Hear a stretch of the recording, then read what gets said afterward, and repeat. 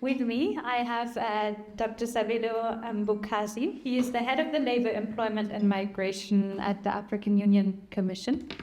I have to my left Dr. Victoria Rietig, head of the Centre for Migration at the DGAP.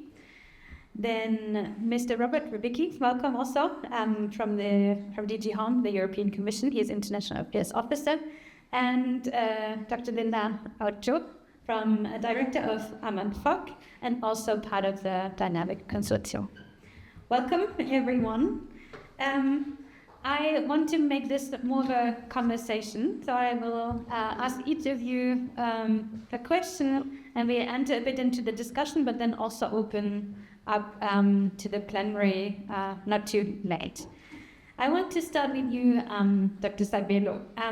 So dynamic research has found that when we look at some of the countries where we did research, that young people's migration aspirations, they can to some extent be shaped early by access to education, job skills, local prospects. From your and from the African Union perspective, what sort of other practical steps that you think are needed or that the African Union Commission is already trying to implement to translate these sort of insights into initiatives, both at the continental but then also at the member states or communal level, that makes help sort of African young people choose between either the voice they have at home and opportunities at home, but also the mobility possibly abroad, that ideally is taking place under safe and regular conditions. So if you could reflect a bit what you've heard, but also talk about the initiatives the African Union Commission is undertaking. Thank you very much. Thank you very much, Madam Moderator. Yes, let me start on the initiatives at an AU level. It is summarized in 4 E's. The initiatives of the African Union in order to be able to engage youth and young people to address the issues of irregular migration. The first E is education. So AU is promoting education, that education should be relevant and should lead to productive employment and gainful employment. The second E is entrepreneurship. So AU is promoting entrepreneurship for the same reason to provide decent employment, but also to be able for young people to also take a responsibility to create jobs themselves. The third one is employment. So there's also a focus on employment. There's a standalone division, as you indicated, also ahead of labor and employment, where we are advancing really policies that ensures that employment is a strategic area for the development in the continent. The fourth E is youth engagement. So that is the AU strategy, that we need to engage young people, we need to engage youth. So we are talking about the skills mobility partnerships to open opportunities for young people. We are also working with the EU and other regions to promote the skills mobility partnerships, to promote the legal pathways, so that we can also reduce and combat irregular migration. So that is internally within the continent, and externally is really about engaging in skills mobility partnerships. Many initiatives between AU and EU to promote legal pathways in the area of skills development, but also in the area of labor migration. Thank you. Thanks. If I can follow up and ask, so you mentioned the labor migration opportunities and the pathways. Now this morning, and we know from the European side, the question is a lot about irregular migration, how to reduce these questions. The narrative in African countries is sometimes a bit different. But from these sort of policy perspectives you mentioned, do you have sort of insights into how that shapes how people take decisions? For example, the skills and mobility partnerships that you mentioned, is that a tool in your view to also address some of the irregular migration, or does that target completely different groups of people? Yes, thank you. I think with this youth bulge, and as the statistics show, you have a number of young people, but most of them are unemployed. That's why we've seen an increase in also irregular migration. We studied the routes, the northern route. We studied the eastern route. So the northern route is the route from into the Mediterranean Sea for all young people who are trying to reach Europe. And we discover that the root causes are really an issue, where there's been protracted conflicts, but also a long-standing despair and lack of hope in terms of getting opportunities, employment and economic opportunities. Then young people tend to lose hope and start engaging on irregular migration. So we started that route. You find that if you engage those young people, most of them will give you almost one and the same answer. There is nothing happening in my country. I've lost hope, so I want to try elsewhere. We started the eastern route, those who are moving to the Middle East, and we find that we find the same, and therefore the skills mobility partnership and talent, harnessing talent, is an initiative, however, which is good, but I think the absorption in a number of youth that might get opportunities there are very few opportunities compared to a number of thousands and thousands of youth that are looking for good opportunities. So that's these inequalities are real. Okay, thanks a lot for these insights into your approach, Victoria. You've done a lot of research on migration, and currently you've also been engaged in looking more carefully on EU North Africa Migration Cooperation and the partnership and the policies between the two. Now you've heard this morning the Moroccan ambassador and the representative from DG MENA, but based on your findings, what factors make cooperation credible and sustainable from both sides? And how can sort of the evidence on migrant aspirations and the local dynamics and some of the research findings maybe you've heard help design a more balanced partnership in your view? Thanks. Consistency is the first factor that I think is very self-explanatory. One of our interview partners in the research that we did said this wonderful sentence: migration diplomacy shouldn't be like socks. You shouldn't change it all the time. It has to be actually long-term. So think of migration diplomacy as more like a coat that you want to have for 20 years, or some shoes you want to wear for a really long time. You have to invest in it, and then it's going to be good quality. So don't change it like socks. And that, I think, is the first mistake that is often made in migration cooperation, simply because there's governmental changes, there's disagreement on kind of the European side. We've been flip-flopping a lot. So I think in the area of consistency, there's countless examples of how not to do it within Europe. And I don't foresee a big change in that, partly because of the structure of how Europe works, but partly just because we make bad decisions and keep repeating. The second factor, again, pretty self-explanatory, but nonetheless worth pointing out, is respect. Respect and know your partner. Clearly, respect is a big issue and an everlasting and evergreen in a lot of bilateral cooperation, and also in the EU-African or EU-AU relationship. One thing that I think came also out this morning in the conversations we had is just how much knowledge there is on the African side, both on the policy maker level and on the people level, about kind of how Europe talks about migration, but vice versa.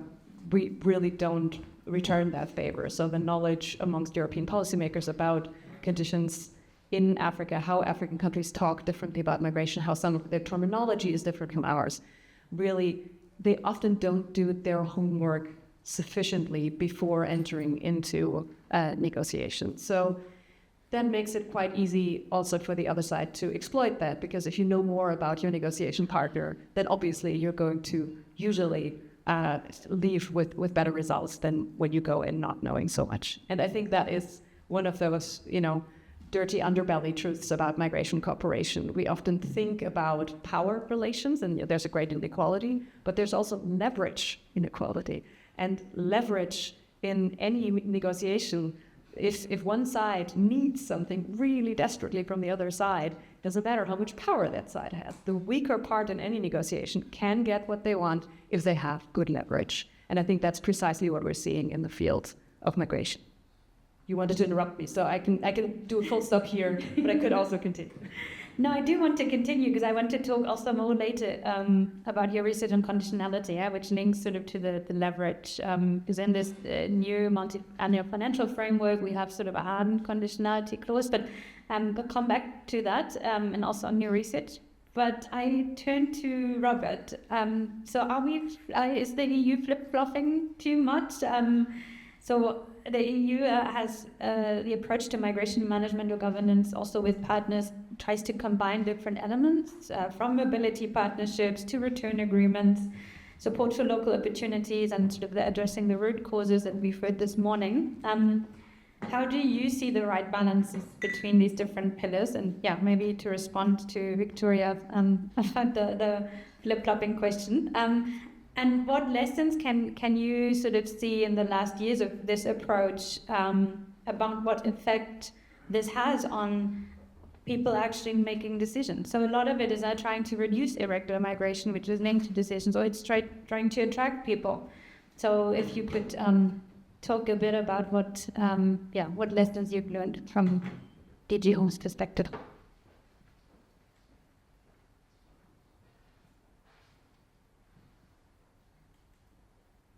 Thank you very much, and good afternoon, everyone, and thank you very much for the invitation and for the opportunity also to talk and present our views on that. So let me just go straight to the question that you posed.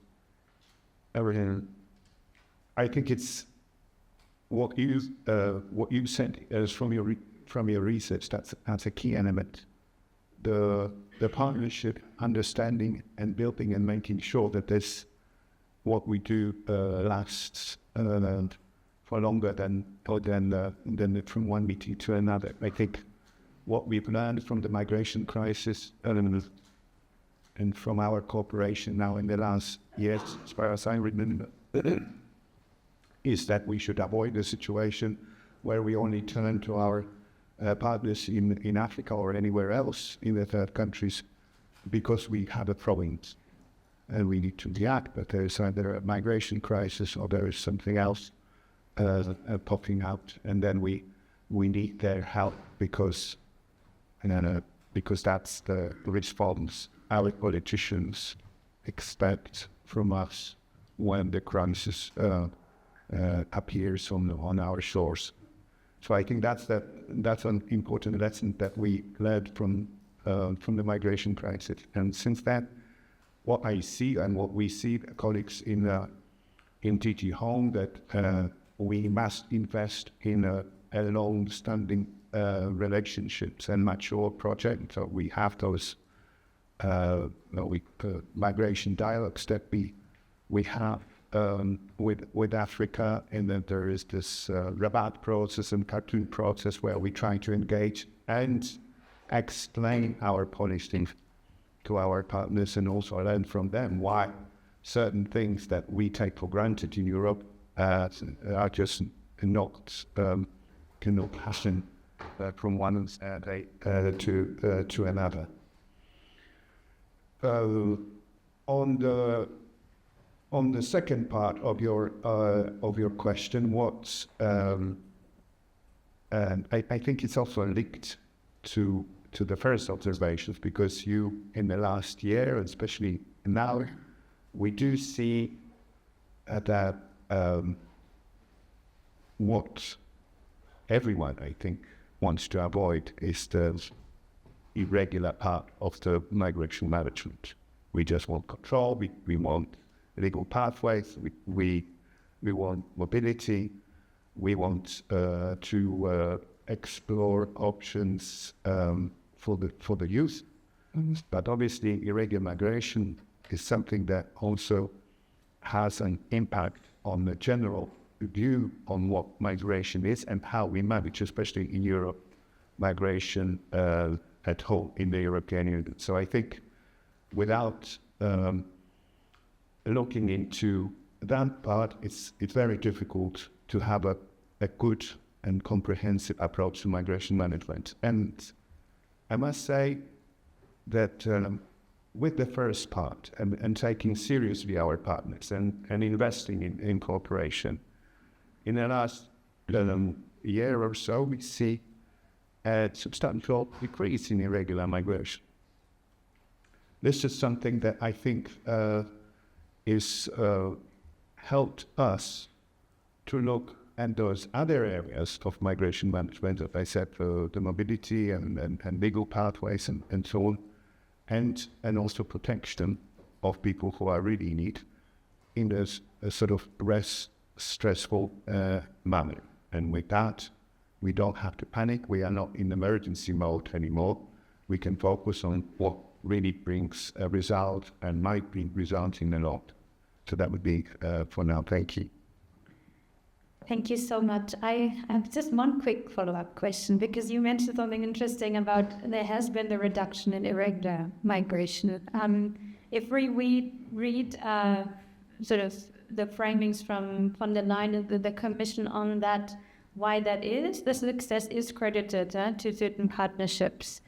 From your perspective, what elements of these partnerships makes it work? Because there is this question of, do we now invest more into hard capacity border governance aspects in these partnerships? Is that doing the trick? Is it a broader diplomatic partnerships where there's goodwill also because we invest? So what is it that actually, or is it also partly due to other factors that influence migrant dynamics? What would your view be? And then I'll turn to Linda. Thank you. So I think in that sense, what we see, it actually corresponds to everything that we've said before, because it's just basically understanding and trying to understand and respond to what the particular need or desire or effective measure might be to reduce that. This could be, we have to, that's why perhaps we want to focus more on regional and balance of the home perspective, where we can see the differences and maybe better streamlining our approach and response to the need, because those needs could be different depending on the country, and also changes from our perspective simply depending on where the third country is, whether this is the West African coast country, whether this is where the smugglers and traffickers use an opportunity in Libya to transfer people, whether this is a part of the security element that we need to first focus on, because that has a strong link to the migration dynamics.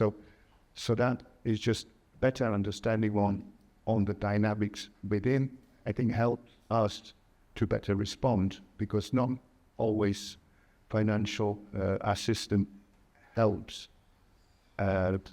to focus on the problem that might help us to solve. We need to be solved. Thank you.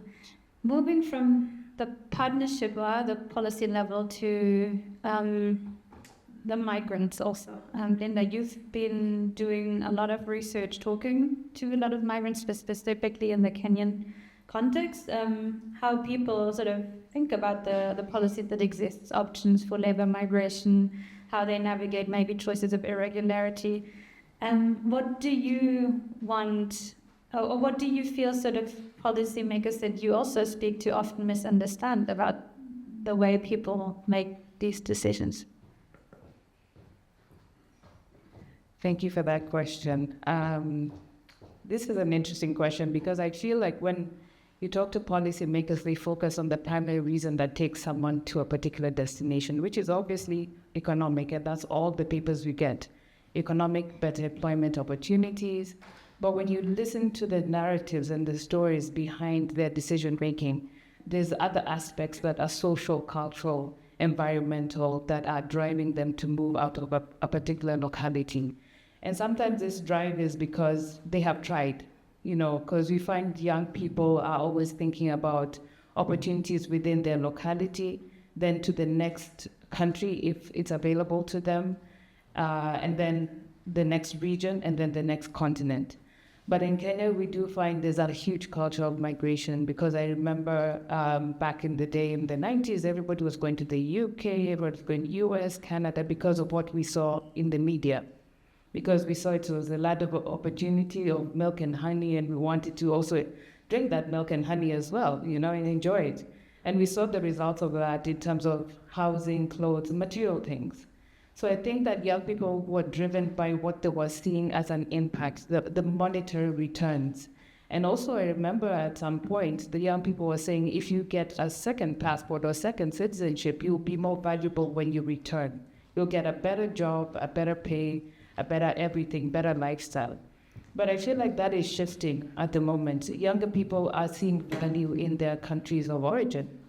Even in the decision-making process, they're looking at it from the aspect of, I need to start a business, but I cannot raise the revenue to run that business here. So let me go to the Gulf countries, generate funds, because I saw someone has been able to start their cafe business or their boda, which is a motorcycle business.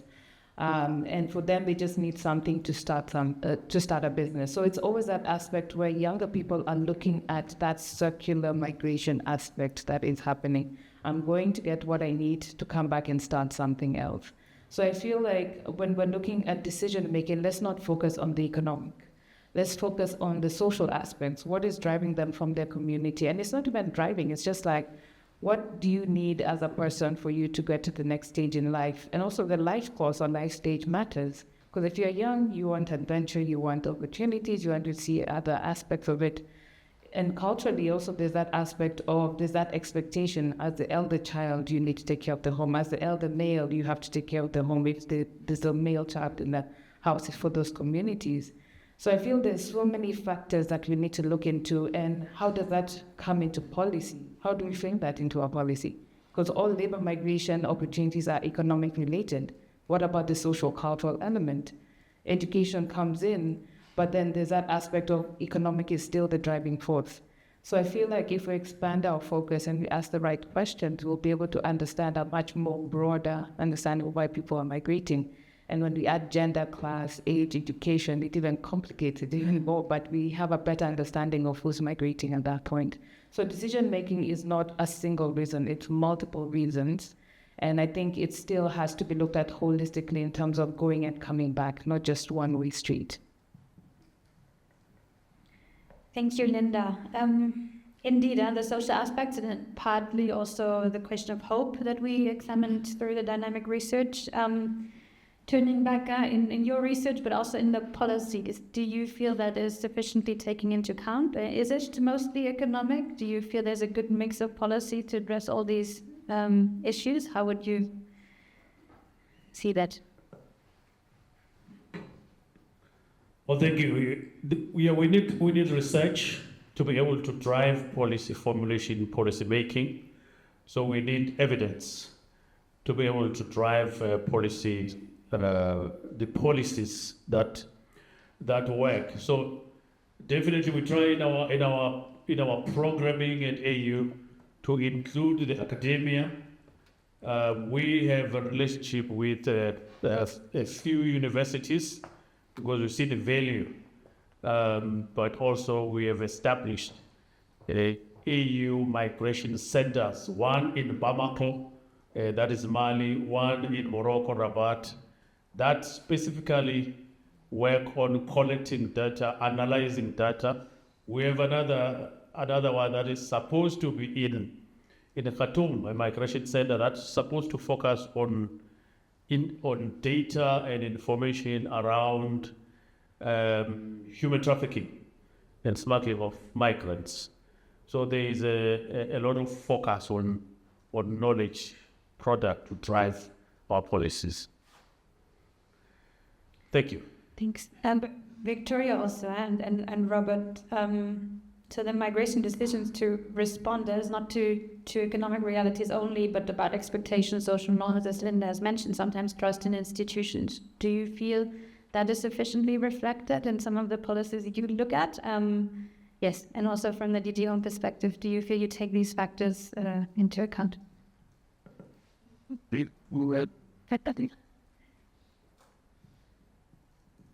I see everybody's very courteous or hesitant to answer the question. I don't do. I mean, if the overall question is, are we in our policies kind of focusing on the right things? I think the first part of this conversation has already shown probably not. But then again, what the right thing is very much depends on your perspective. What I found interesting and what I just heard here is that, we focus on knowledge production and we want to have more knowledge, and we talk to academics because we would like to understand better kind of how to create our policies and make them evidence-based, right? We all love our evidence-based policies, at least on paper. But the big frustration in the research community is, of course, that it oftentimes doesn't influence the policy. And I feel that there's a bunch of reasons of why that isn't happening, but one reason is that oftentimes kind of academic research ends up saying, well, it's all very complicated and we have to adapt it to the situation, to the local situation, which is correct. But if you're a policymaker, it's also very maddening to hear that, because it doesn't allow you really to oftentimes you aren't able to adapt your policy to everything. So you have to come up with like one big guiding principle.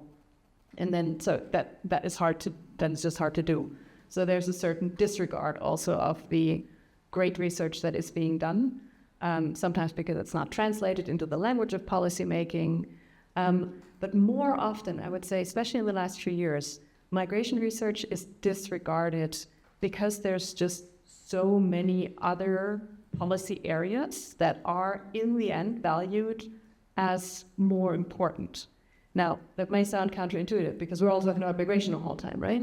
But when we look at the countries, like key countries around Europe, that play a migration role, that also play a geopolitical role. Look at Turkey, you look at Nigeria, you look at Morocco, the list goes on and on. If you look at those countries, sure, migration is a growing topic of interest there, but it is not the most important interest, because the most important interest in many cases today, compared to 10 years ago, has actually become security, geopolitical influence.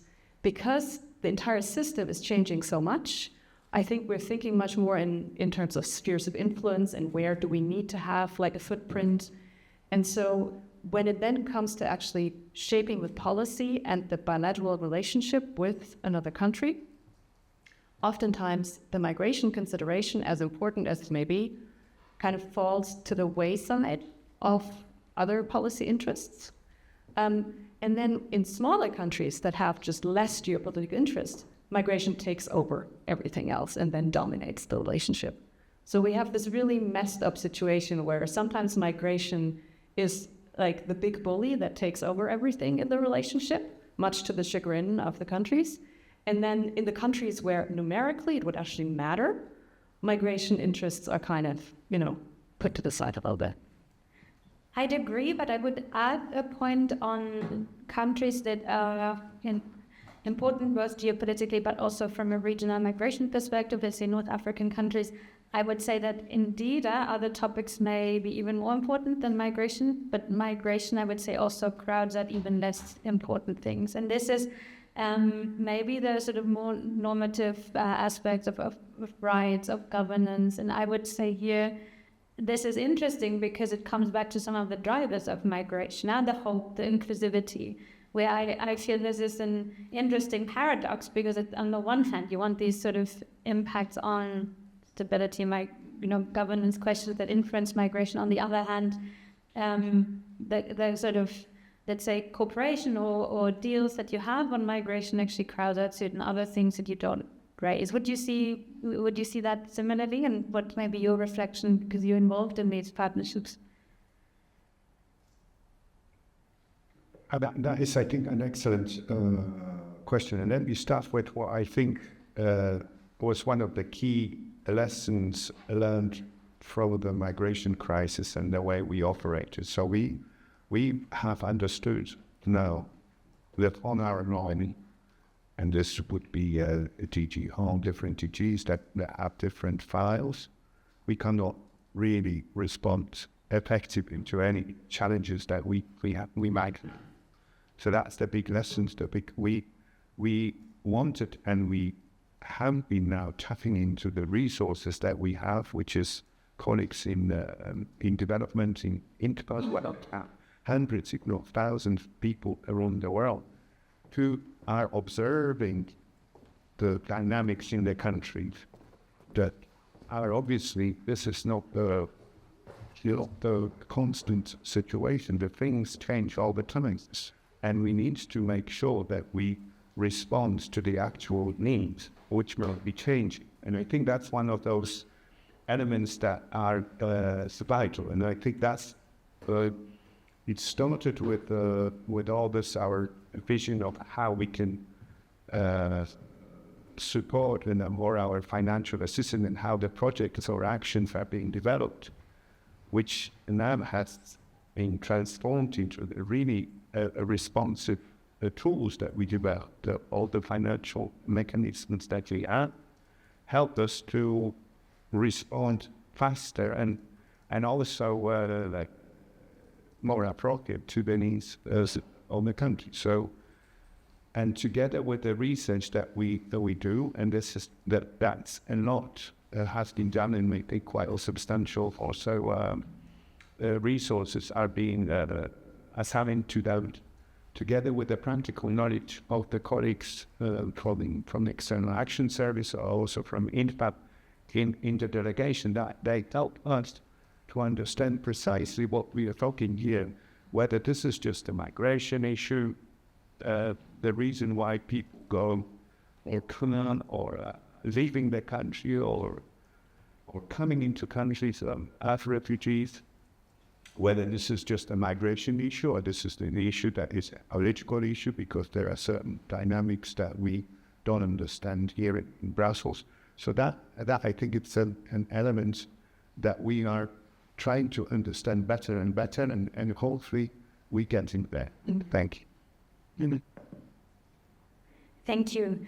Before I open to the floor also to extend the conversation, I wanted to ask Linda a question. I have observed recently, listening to a lot of, let's say, high-level or ministerial level officials from African countries, the aim to, on the one hand, increase labor pathways, but it almost goes into sort of, we are ready, we have a strong youth population, we're ready to, sometimes they use export, not always that, but we want to create these opportunities abroad. Now, Kenya has been doing this in a similar way and has a relation with Germany, for example. But then the young people actually sort of increasingly stand up and say, this is not what we want. You should be, as a government, you should be focusing on creating opportunities at home. Can you expand a bit on that? So what's the kind of societal, political, economic dynamics of these, creating these opportunities both abroad and at home? And also, Sabelo, if you want to come in, because you're managing the labor migration sort of from the African Union perspective, feel free. Thank you so much for that question. I think it relates to what's happening in Kenya at the moment. I don't know if many of you watched the news last year. We had the famous Gen Z protests that has kind of led to the next kind of Gen Z protests in other areas. And it was a simple thing that happened where the government introduced a policy that basically was not in agreement with the youth. And they stood up to protest, because what has happened in the past 20 years is that the environment has become economically conducive, that people are seeing opportunities of working and developing the country, that they do not see the need to go abroad unless it's to build their capacity and skills. And that's a good thing. It means that whatever the government was doing at that point in time was actually now changing people's decision that they have a choice to migrate. And now we're in a situation where the economic policies are not in favor of the young people who are creating jobs in the digital space where they're working online. So in a sense, the young people are saying we have the skills and capacity to build this economy, but you're making it very difficult for us, and we want to stand our ground. And they're not, the reason there's a pushback is because the type of jobs that were being advertised to them. You find someone has graduated from a university, and then they're going to be the jobs that are being advertised in another country is a security guard, a domestic worker. And it's not to look down on those jobs, it's just that they were not giving them enough options of what they can do outside. And they're basically saying there are many jobs being created, and there are many jobs being created in the country, but they're not expanding the options, and they're all centralized in one major city. So it's not distributed. You'll find someone coming from a town in northern Kenya, and that town will be in need of labor, but they're all the jobs are in the city. So you're actually now encouraging more internal migration. So they're like saying, why not find a way to distribute or create opportunities across the country where young people can contribute? And young people want to contribute in an innovative way using their skills and how they can use digital technology to improve productivity. So I think there's a disconnect in that conversation between the young people and the government on how they can actually be involved in the development process.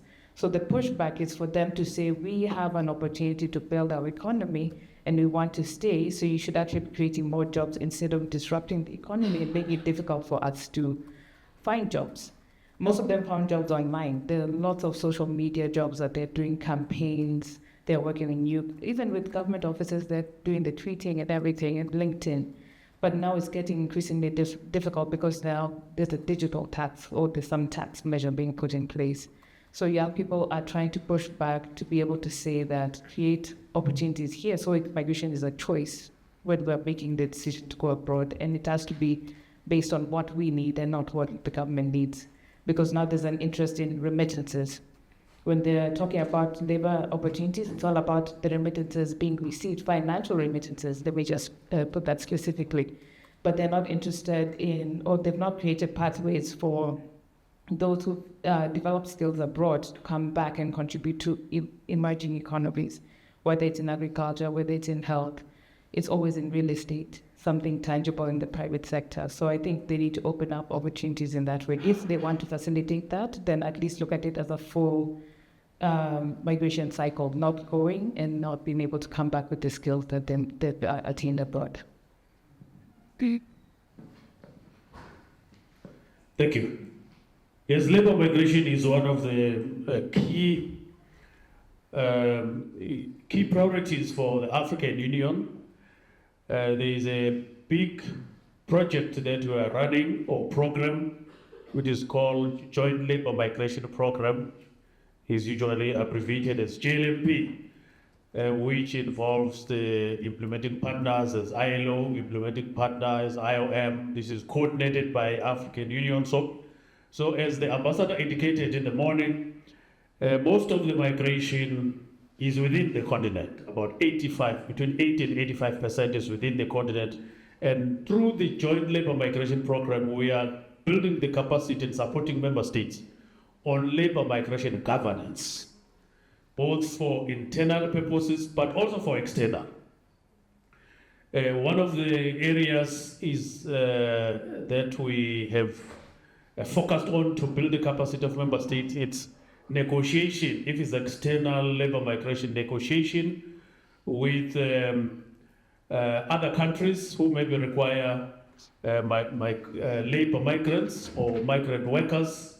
We've developed continental guidelines on BLAs, on bilateral agreements, so that there is a basic, but also a standard approach when member states are negotiating agreements with Germany. We know Germany, recently Germany with Kenya, with Israel and Malawi recently, with Canada, with Britain. There is an increased signing of agreements by AU member states, the African countries with other countries in the Northern Hemisphere. And therefore, we are supporting member states to be able to do that, to ensure that there is compliance to basic international standards, including human rights when they are negotiating. But as we do this, we know that there are also restraining forces. We work with EU as well. We've done very well in negotiating. For instance, in areas like return, readmission, and reintegration. Although we are still working on shaping the understanding and convergence on returns, there are some areas where we've got strong convergence, where we talk about remittances and diaspora engagement. There's a strong convergence there between AU and EU. As we do all these negotiations, we know that there are also challenges. And one of the challenges that we have seen is deviation from the well-established multilateral agreements. Also, a lot of emphasis on sovereignty, nationalism, and populism. All these are challenges to the gains that we've made in negotiations and in understanding between continent to continent arrangement particularly between African Union and the European Union. So these deviations, these deviations we've seen also.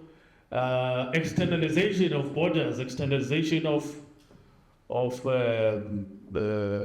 services, and AU has condemned this in strongest possible terms. That externalization is against the international migration law and established norms at a global level, and therefore.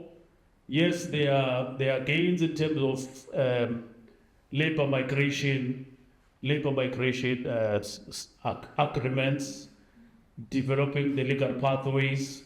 We are doing very well on that, but we are also seeing other restraining forces, as I've mentioned. The top of the range is externalization of borders. AU is very strong on this, that it should not continue, and I think as we engage with the EU member states and the EU through the EU platform, we'll be able to discourage this. Thank you. Victor, I loved what you just described, because we put down our guidelines on those labor migration agreements with the Europeans, so when they come that we have standards, so we're all unified and together. And are those guidelines public? That's my first question. Is this actually available out there, or is it just something that you share within the member state? Yes, the guidelines are public. They have been adopted at AU summit level, so they are a public document now to support member states when they are negotiating agreements with other countries. And do you find that member states actually? I'm so curious about this. Do you find that they actually that member states actually stick to it, or that they find there are incentives to come up with some kind of a side agreement? Thank you for asking this question. It's like the data and research that we get. We have all the evidence, but you find that some of the policies are driven by emotions and politics, not necessarily the evidence. In a similar way, some member states do not follow these guidelines. Because some countries, they dangle some carrot, they fall for it. And deviate from the guidelines. This is the challenge. So you find that then the agreements, there is a lack of balance. They are skewed because they did not follow the guidelines that we've agreed upon, they've put in place, but there is an influence maybe from other countries, maybe European country or America or Canada. This is what we've seen, not following the guidelines, the challenge we face. Big challenge. So, Linda, you have a reaction. It's not directly to that, but just to make everyone aware that at least within the continent, we're not only just focused on labor migration facilitation outside of the continent. There are discussions about reviewing the kind of skills, qualifications that people have from experiences, but also how they can actually facilitate like migration of labor across the continent. It's not seamless, but at least we know at regional level they're looking at regional qualification frameworks. They're looking at migration governance, because I think right now there are 3 or 4. ECOWAS has, IGAD has, East Africa has a labor migration policy framework, Southern African Development Corporation has one as well. So there are also processes within the continent to facilitate labor migration within, so that it's not just us looking at labor externalization. We're just putting the software in place so that we can actually facilitate that kind of mobility that takes place.